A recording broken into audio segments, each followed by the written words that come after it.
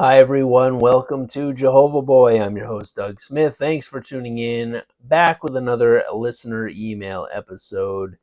Thank you so much for keeping those emails rolling in. JehovahBoyPodcast@gmail.com. If you'd like to share your story or anyone else's story, friend, family member, anybody whose religious extremist upbringing has had an effect on you or you think other people could benefit from, please email me.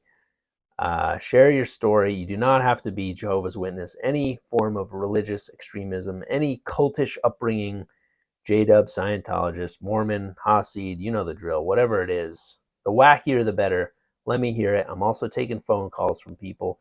If you want to have an actual discourse with me and be featured on the show, sharing your story, hit me up at the same email, or you can instant message me on Instagram. Direct message me.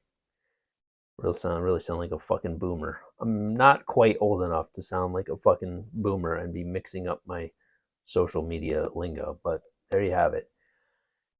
If you are supporting the Patreon, thank you so much. If you have a free subscription, great. If you like to toss me a couple bucks, I wouldn't be mad at you. Patreon.com/Jehovah Boy. Thank you for supporting that. Please subscribe to my YouTube channel. My entire archive of previous episodes is up on my YouTube channel, youtube.com/@whodougsmith. You can also check out some stand-up, sketch stuff. I got a lot of shit on there. So check it out. And without further ado, let's jump into today's email. We got a threefer. These are three brief ones. Sometimes I do like one longer email, but these are three shorter emails that I think I can squeeze into one little ep for you. So first one comes from Bryant G. By the way, I'm always going to keep this vaguely anonymous. Some people use their last name, but I also know that the fallout from people who are PMO, physically in, mentally out, the repercussions may be great. And I'm not trying to get anybody in hot water. I'm not trying to get anybody thrown out of their house or ostracized by their still practicing families. So if you do email me, you do talk to me, you can always rest assured that I will keep you, for the most part, anonymous. I may use your first name, your last initial, just your first name, whatever you prefer. But I am not trying to out anyone and fuck your life up until you're ready. I'm going to let you, you want to go out swinging, disassociate yourself, burn the place down. I'm not fired, I quit. You want to do that on your own time? Good for you. More power to you. I'm not going to be the one to out you against your will. Anyway, this email comes from Bryant, who writes, Doug and team, I was disfellowshipped almost 20 years ago. I was part of a Spanish-speaking congregation in Greenwich, Connecticut. Fellow Connecticut boy. Thanks to you and the many guests you've had on your podcast, I've been able to see and reflect on all of the brainwashing and guilt trips that many brothers and sisters would put kids through. Last year, I went to the memorial with my actual sisters and mom to my first English-speaking memorial. There was something about listening to an old white man that looks like he should be performing surgery or overcharging for legal advice talk about ancient hallucinations made by people that may or may not have existed that almost made me laugh my ass off mid-lecture. Thank you for giving black sheep like me a space to not make us feel like we're crazy for ever having been part of that organization. Respectfully, Bryant. Yeah, amen. Old white man looks like he should be performing surgery or overcharging for legal advice. Yeah, they do often look the part. Yeah, you're welcome, Bryant. Big part of this is helping people not feel like they're crazy. I certainly felt completely fucking crazy when I left. I did not know what reality was because life on the outside was such a complete juxtaposition from the first 20 years of my life and was it what I was exposed to or rather shielded from, that once the gate of that cage opened and I was actually able to step out and take a look around, I wasn't even sure. I thought that's what I wanted. Once I was able to step out and look around, I was like, thought I wanted freedom above all else. And I kind of came to realize that ultimate freedom was a little bit overwhelming and I didn't know if I could handle it. Hence the drinking, drugs, and sex and whatnot, making up for lost time, getting my fill, just succumbing to greed and making up for lost time. So, yeah, you feel fucking crazy having been part of that organization. So, if I can help you feel less crazy, uh, God bless. Glad to be of help. God bless. All right, next email comes from Cute. See, some people don't even have to ask for anonymity. I highly doubt this woman's birth name is Cute, but hey, I'll go with it. All right, Cute writes, Dear Doug, I've been out of the Borg, the org, maybe organization, what she meant to write. Been out of the org for roughly 8 to 9 years and counting. My story, I grew up JW, although I don't really bring this up to my friends, for I'm still processing some of the trauma. But I was baptized and left the religion as I was in the process of waking up late in high school. I applied to university as my parents, even though they were at the time in the truth, were extremely liberal by most JW standards. Yeah, most JWs that are stand firm in the faith will not even let their kids apply to a university. Not even even sending out an application just to see, for shits and giggles, would I get in based on my academic achievement? They don't even want you considering it, dipping a toe in the water. Higher education is something that is just completely shut down. You don't need it because this life, it's on borrowed time. Just think about the impending day of judgment, and once Armageddon wipes the slate clean, that's the only future you should be thinking about. And as you know, they've been professing Armageddon incorrectly for over 100 years. Anyway, I went to university and I woke up. I vaguely write about this in a newsletter I write under a pseudonym regarding my struggles with faith, which I will link. I went to school and I got a dual degree in philosophy and journalism, and I was able to help my parents through their own religious deconstruction. My girlfriend at the time, now my wife, was a major pillar in maintaining my sanity through most of my deconstruction.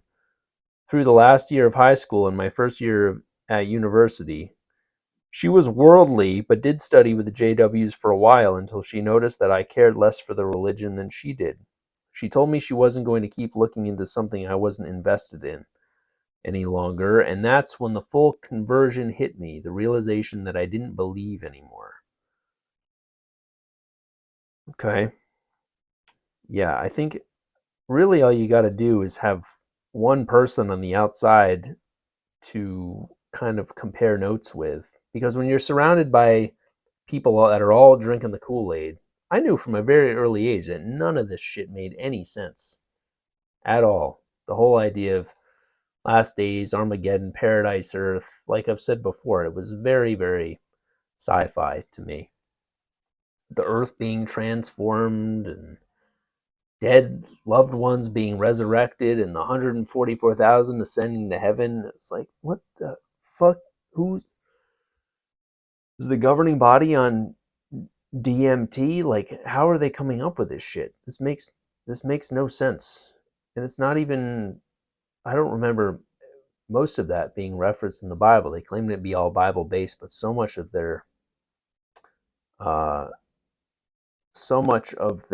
their teachings are just completely pulled out of left field, out of their ass in left field. So yeah, once you start talking to anybody on the outside and you tell them what Jehovah's Witnesses believe, they're like, "What?" And then you're like, "Yeah, that doesn't make sense, right?" And they're like, "No, not at all. You really any sane person that you tell about Jehovah's Witnesses beliefs is gonna give themselves a fucking face palm and be like, how are millions of people going along with this?"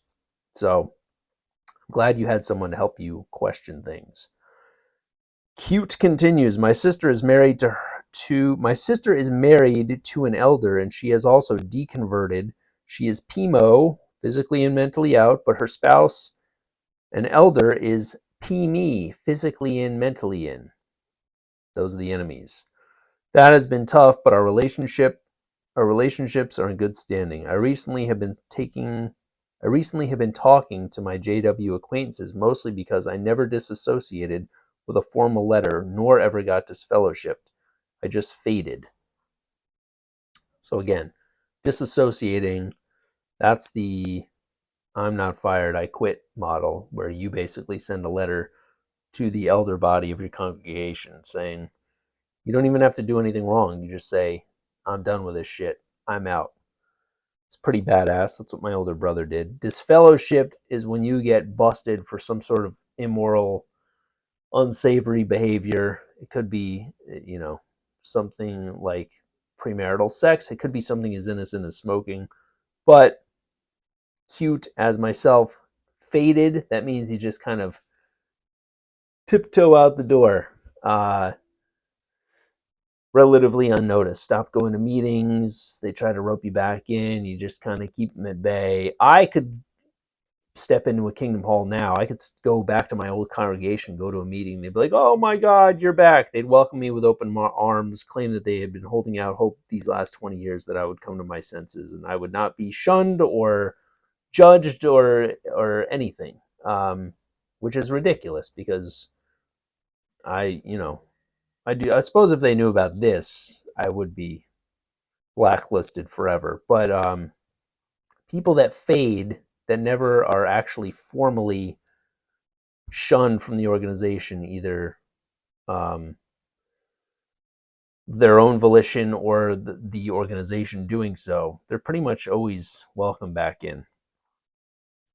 Q continues, I still keep a lot of this on the DL, mostly not to create any more tensions on my sister, as we both know that if I were to create a scene or a fuzz, that our relationship could be further strained. I have my Twitter account and podcast, which if you're interested in philosophy, I invite you to take a listen to. I can provide links to those.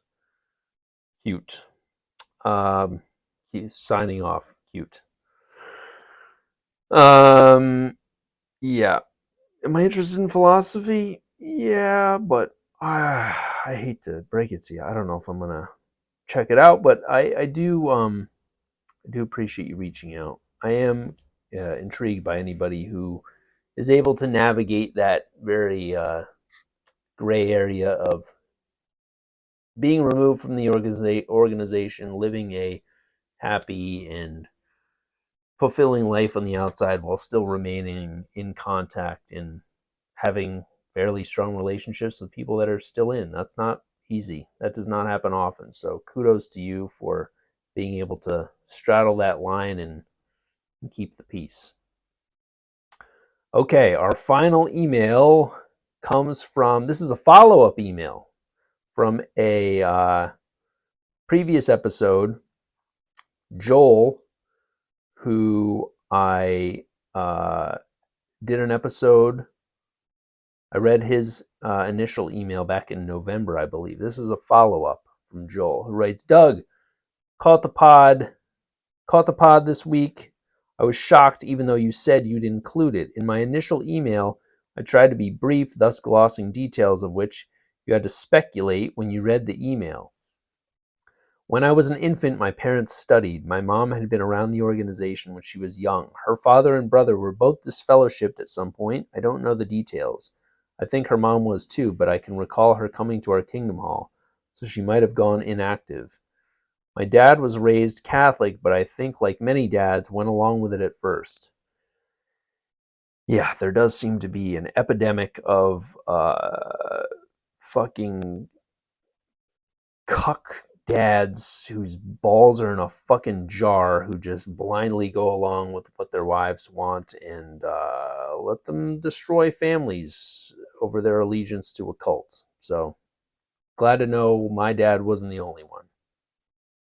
Oddly enough, like the family you studied with, he didn't want to quit smoking and decided to take his chances with Armageddon. Fast forward to me being disfellowshipped. I hate to even fucking say this, but I did get a laugh when you said it on the pod and then also shared that particular clip on Instagram. Someone saw me smoking. In my defense, I was also a normal teenager and did normal teenager things. So this was a speculation that I made from the original email that he got disfellowshipped. He didn't specifically say what he was disfellowshipped for, and I know people that have been disfellowshipped for smoking. And I said, "You dude, I hope you went out with a bang. I hope you got your kicks, got got your rocks off, rather than getting disfellowship for something as stupid as smoking." But it turns out he got disfellowship for something as stupid as smoking. So probably, but it says in my defense, it was also a normal teenager doing normal teenager things. So he was, now I'm picturing Joel as like a greaser type, pack of cigs rolled up in his white t-shirt, riding a hog all around the local high school, just scamming on underage chicks. It's probably not what he did, but that's just my own mental picture.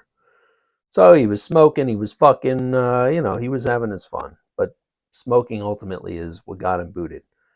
I had essentially been a ghost at this point anyway, so when the elders wanted to meet, I felt no obligation to go. My dad, who I was living with again as the stepmom I mentioned in the first email had died, encouraged me to go because it'll probably stop them from coming to the house.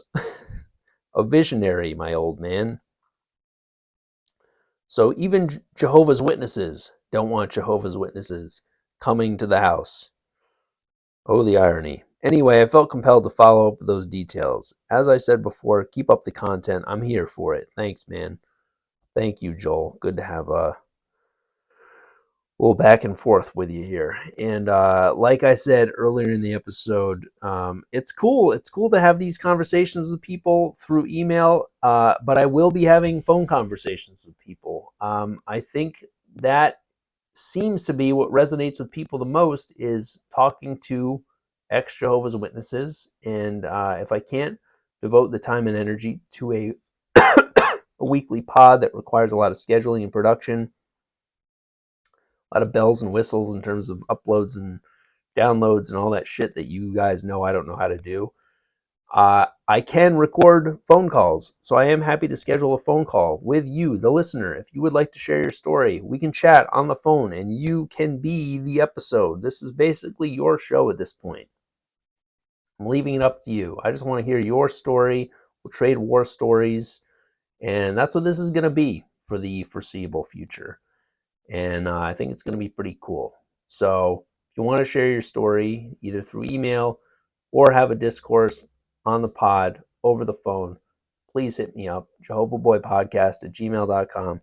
Thanks again for all your support. I love you guys, and I'll see you next week.